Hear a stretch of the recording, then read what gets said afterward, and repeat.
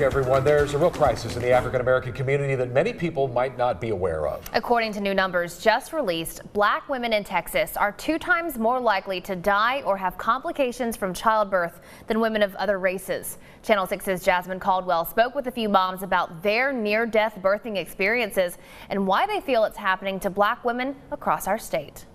In the state of Texas, there were 118 confirmed maternal deaths during pregnancy. Most of the cases were black women. Each mom I spoke to say they are lucky that they even survived to tell their story. They all say they felt ignored when telling their doctors that something felt terribly wrong during their pregnancy. Kenya Battle is a piano instructor who lives in Temple and a mother of 3. She's still trying to understand how she nearly died giving birth to her youngest one. I wasn't ready to go at that point. And the fact that I could possibly not be here for the children that I'd already had and the one that I just had, it was very upsetting. Kenya says she never had a vaginal delivery. All of her children were delivered by a cesarean section. I had the same OB. He said once a C-section, always a C-section was his rule. And so I went by what the professional said. Due to complications from the first 2 C-sections, Kenya's doctor said she had to have an emergency C-section for her 3rd child. The first incision that they made into my uterus, it ruptured like a volcano. Kenya said she's lucky to be alive. I was afraid that I might not leave this hospital. I might not leave this hospital. I might be going somewhere else I never intended on going at this particular moment in time. Kenya's story is just one of many. In September, the Texas Maternal Mortality and Morbidity Task Force and Department of State Health Services released their 2018 maternal mortality report. It found the pregnancy-related mortality rate for black women was 2.3 times higher than any other race, and it has nothing to do with income, education, or marital status. And that's what's so crazy about it, is because it seems like nobody knows about it. You know, this is an epidemic. It's a true epidemic that's just been going on, just the quietest epidemic that you'll ever know of. Lauren Kane is the co-owner of the Crunchy Boutique near Dallas. Lauren opens her doors for monthly meetups where moms can discuss topics like breastfeeding and natural parenting. When we opened the store, that we started connecting with more moms and hearing more stories, and it's like, what happened to you in the hospital? Like, that's very similar to what happened to me. Lauren says during her pregnancy, she wanted to have an at-home water birth, but at 34 weeks, she began to bleed continuously, and her body seemed as if it was ready to go into labor. The nurse told me, you know, your baby's fine, you're fine, we're gonna send you home, there's nothing that we can do for you, you know, you're fine. At 40 weeks, a doctor finally told her she had a placenta abruption due to what's called placenta previa. That's when the placenta is trying to detach itself from the uterus. That's what had been happening all those weeks. That's why I kept having bleeding, and it was all right there in the information that every doctor had looked at. But I was being pushed off every time. Lauren was given a few options: have the baby now with a C-section, have a blood transfusion, or risk death. They allowed me to bleed at the hospital for hours and hours and hours. There was blood on the bed, blood on the walls, blood on the floor.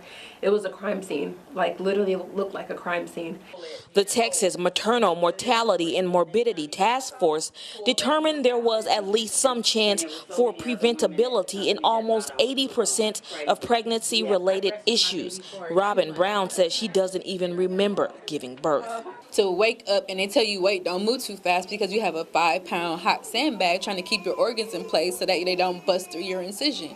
That was not the birth plan that I intended, and I don't even think that it needed to have gotten there. Robin says her canal narrowed and they had to rush to get the baby out. My son could have been raised by my husband by himself. I would have never even been able to even tell you what I went through. All 3 women hope their experience send a message to expectant mothers and that medical providers will understand their issue. Now, that's not a ding to doctors today at all, because they are educated about the processes. However, everybody's not a textbook. Next week, we speak to a member of the Texas Health and Human Services about ways to improve health outcomes for Black women in Texas. You'll also hear from a child birthing doula and educator who says Texas Black women are not receiving culturally competent care, which is creating a disconnect between them and their medical providers. Back to you. All right, terrific story tonight by Jasmine Caldwell. Well done, Jasmine. Good evening. Thank you for joining us here at 10 o'clock on this first day of November. I'm Chris Radcliffe. And I'm Leslie Draffin. In a two-part series, Channel 6 News is digging deep into an epidemic affecting Black women across the country and in our state. Last week, we reported that Black women in Texas are twice as likely to die during childbirth than women of any other race. This week, Channel 6 News reporter Jasmine Caldwell has more on what the state is doing to reduce those numbers, and she spoke with medical professionals and childbirth experts to try to find out why this may be happening. Well, Chris and Leslie, some of the causes of pregnancy-related deaths identified in the state of Texas are heart conditions, hemorrhage, and preeclampsia, to name a few. According to the Texas Department of State Health Services, Black women are 2.3 times more likely to die or have major complications during childbirth than women of other races. Nakia Lawson is a certified birth doula and community childbirth educator. She says a lot of what she's seeing when it comes to Black maternal mortality goes back to institutional racism and implicit bias. So we're finding that so many more women are finding themselves in the birth space, going to have their babies, not understanding what is being told to them, not receiving culturally competent care. As a doctor, I mean, you pledge that oath to give the best care possible, and I did not receive that. And there's so many other Black moms who do not receive that. Lawson says hospitals should be culturally sensitive to the needs of Black women, and families should be educated about what their options are. And so if a mom is making an informed decision based on being educated about what her birth experience looks like, you know, in its totality, then we can see those changes. We can see those changes with our providers, we can see those changes with our families, and we can see those numbers drop as it relates to maternal mortality. Dr. Paula Smith is an OB/GYN at Baylor Scott and White Hillcrest. She says preconception health and how moms take care of themselves before they get pregnant is very important. Ideally, getting your blood pressure under control before you get pregnant is very, very important. Having your diabetes well controlled is very, very important. We know that if you have poor glucose control before you become pregnant, can put you at very serious complications while you're pregnant. Dr. Smith says she understands some women may feel ignored by their providers, but at her hospital, she says the doctors work to meet the needs of every woman, regardless of race. You know, Black women, Hispanic women, women of minorities, we shouldn't ignore that these women do have these higher rates of complications, and just be very aware that when they come into pregnancy, that they're at a very high risk for these complications, and we just need to be very cognizant that we need to fine-tune all of their medical complications. The DSHS says to do that, they launched the Texas AIM program. The Texas AIM program was implemented last year, and it's working with hospitals throughout, birthing hospitals throughout Texas, to implement protocols and procedures that hospitals can use when there's a maternal emergency.